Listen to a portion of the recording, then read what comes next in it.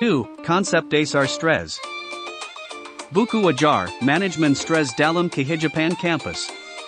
Penulis, Profesor Dr. Ahmad Fathoni Rodli.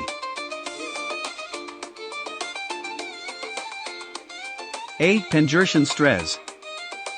Stres merupakan respons tubuh dan pikiran terhadap tekanan atau perubahan yang menuntut penyesuaian.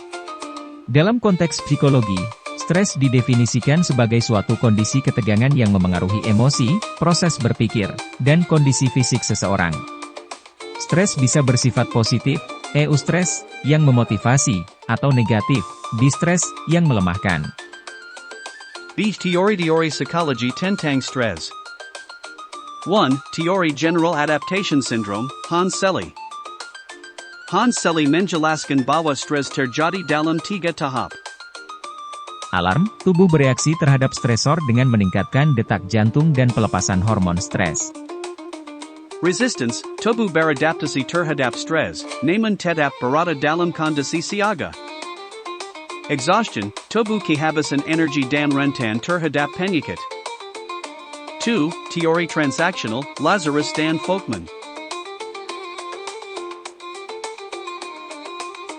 Stres dipandang sebagai hasil dari interaksi antara individu dan lingkungannya, terutama bagaimana individu menilai, appraisal, dan mengatasi, coping, tekanan tersebut.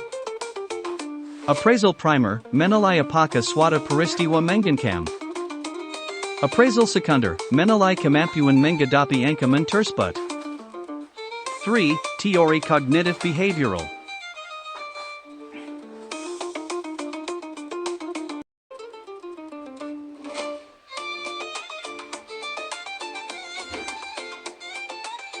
Teori ini menyatakan bahwa stres berasal dari cara seseorang berpikir terhadap suatu peristiwa. Pikiran negatif atau irasional dapat memperburuk stres. CBT, Cognitive Behavioral Therapy, digunakan untuk mengubah pola pikir tersebut.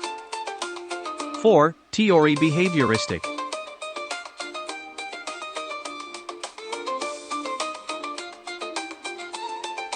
Stres dianggap sebagai respons yang dipelajari terhadap situasi tertentu. Dengan penguatan atau hukuman, individu belajar bagaimana bereaksi terhadap tekanan. 5. Teori Humanistik.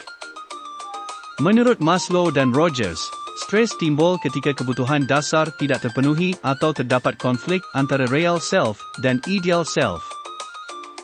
C. Jenis-jenis stres. Stres akut terjadi sesaat kerana kejadian tertentu. Stres kronis berlangsung lama dan memengaruhi kualitas hidup. Eustress, stres positif yang meningkatkan motivasi. Distress, stres negatif yang merugikan kesehatan mental dan fisik. D. Dampak physiologis dan psikologis. Stres dapat menimbulkan berbagai gejala. Fisik, sakit kepala, gangguan tidur, kelelahan, nyeri otot. Psikologis, kecemasan, depresi, mudah marah, kehilangan motivasi.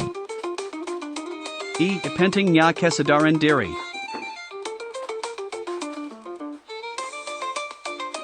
Mahasiswa perlu mengenali tanda-tanda stres sejak dini agar dapat mengambil langkah penanganan yang tepat.